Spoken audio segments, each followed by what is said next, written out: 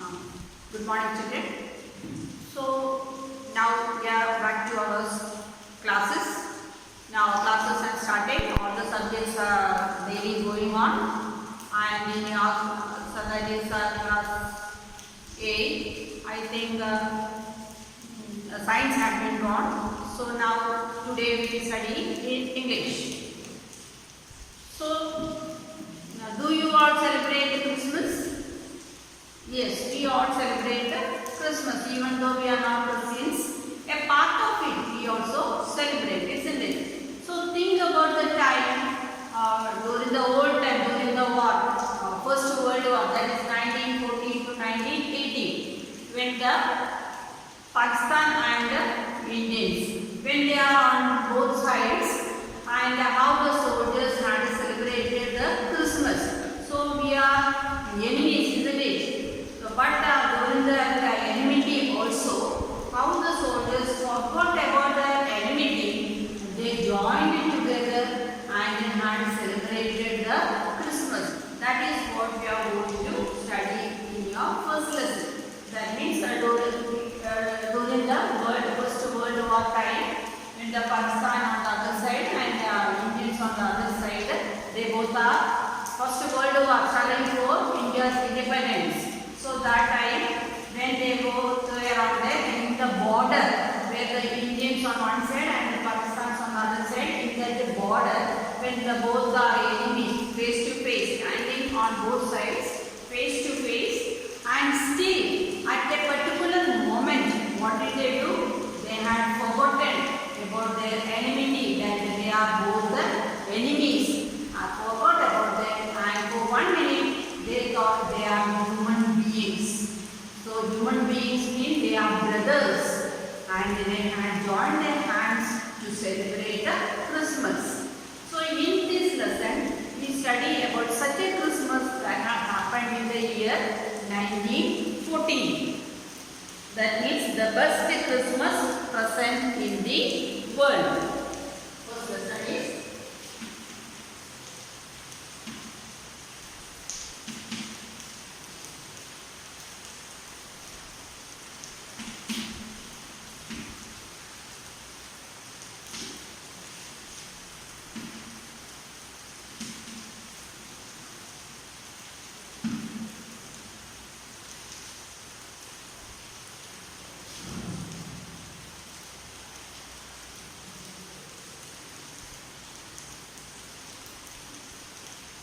so here Macpherson, he is on the Indian side, and Macpherson thinks that now it is a time of war, and so he is struggling for the India's freedom. And at that time he did not think about anything else, even his family. Once upon a time he was far away from his family. Then he thought during at least this Christmas time he would go and meet his wife.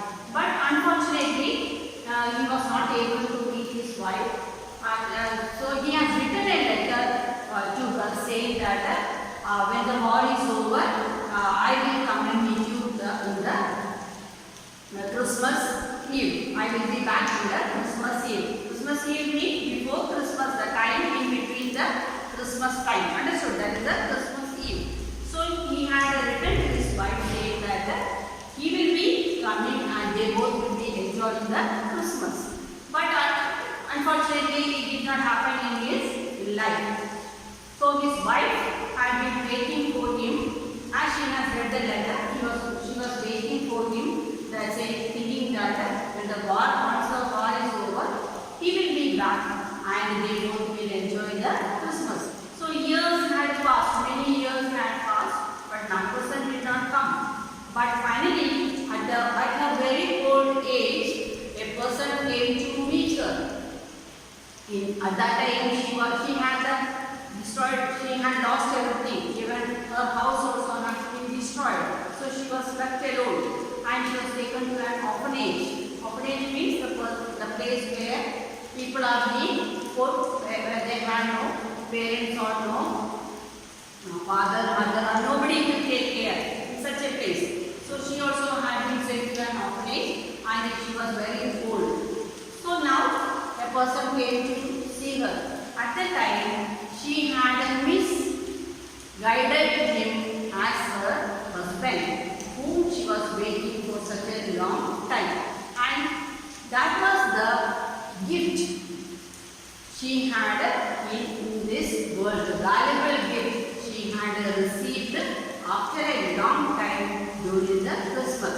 So that was Nakpasan's wife who had received the present after a long time. Actually, it was not the husband, but it was the writer himself who had came to see her at that last moment. But he did not say that she had called him as her husband, but he did not say that it was not he. But thinking that at a very old age, it is not good to make up her mind feel sad. So he had accepted that, and that was considered as the best Christmas present in the world.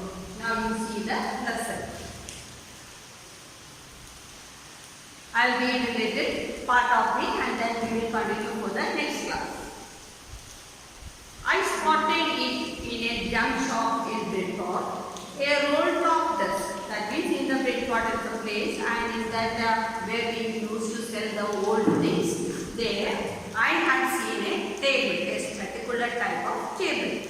The man said it was early 19th century, so that desk belongs to the 19th century.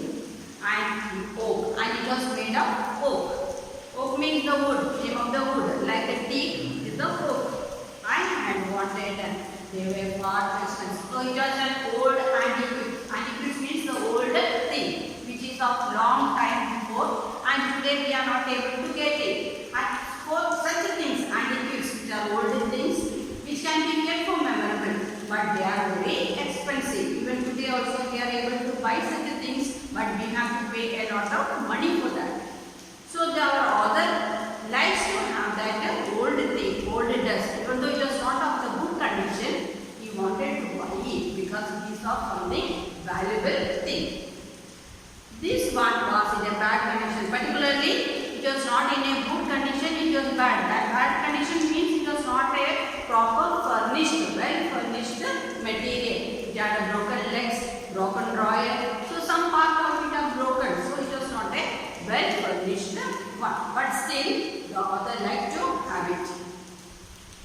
The roll top in several pieces. So that means on top of the table, there are crutches on it. So it was not in a good condition. One leg clumsily maintained. Even one leg of that table had been broken. Scotch marks all down one side.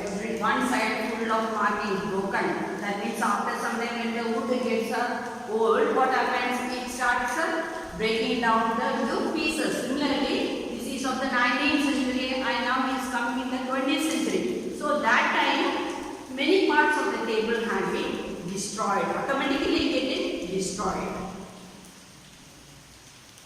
I was going for very little money. I thought I could restore it. Restore it means get it out, somehow manage to get it. It would be a risk, a challenge, but I had to have it. So to collect that much money, because it is very expensive, old thing, and it is very expensive, and the author don't have that much money in his hand, but still in his mind, what he wanted to have it. So he thought somehow I will manage it to get it. I paid the man and brought it back to my workroom at the back of the garage. So at the back of the garage where he is staying, somehow he managed the money and he gave it to the shop and bought that desk and came back to the place where he was living. I began work on it on Christmas Eve. So it was the time of Christmas. So it was that time only he was going out in the shop and happened to see that table, and now he brought it and now he started writing letter on the top of the table. Understood now all of you? I removed the roll top completely and pulled out the drawers. So the table is having the drawer on both sides. You can see the drawer. So after taking to the garage, what did he do? He opened the garage. The drawer. The weather had left almost everywhere. That means it is very hard to come out. it looked like a water damaged bin. That means that it was fully damaged by water. Maybe it was placed outside because of the rain and the sun, everything. Because of the nature itself have fallen on it. Rainy season the water is there and it is very hot season. It is very hot also, isn't it? So somehow what happened? That the table had been destroyed. So it was very difficult for him to take the drawer from it.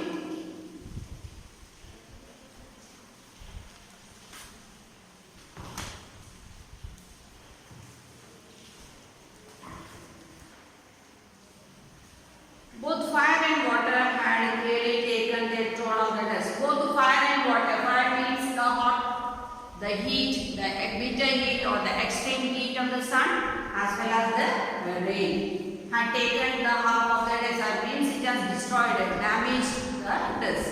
The last drawer was struck fast. And so 1, 2 he would take down, but again left one more. It was too hard for him to take it. It was stuck inside. I tried all I could to ease it out gently, but with his great force, he started to manage to take the drawer out. In the end, I used brute force. Brute force very hard. Hardly, what did he do? He pulled it out. I struck it hardly with the side of my fist, and the drawer opened to reveal a shallow space underneath the secret drawer. So once when he was able to take out the drawer very forcefully, to his great surprise, what did he see? He saw another secret place inside the drawer. There was something there. So in that secret drawer, he could find something there. Something was left over there. I reached in and took out the small black tin. So inside that there was something. It was a black tin. Tin means what? Small box. Sellotape on the top of it with a piece of lined note paper and written on it in shabby handwriting. Not in very clear handwriting. In an old handwriting it was written over, not very neatly written. It was written over there, a small tin, and it was pasted up with a cello paper. And a small written paper was pasted on top of it. And in that paper it was written, Jim's last letter received. Whose letter has received? Jim's.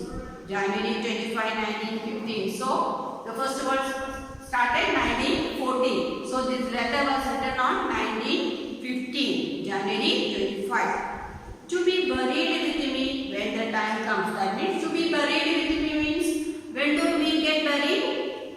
When we breathe our last, isn't it? When we come to an end of our life. So, it was written like that. When you come to the end of your life, this paper also will be get burned.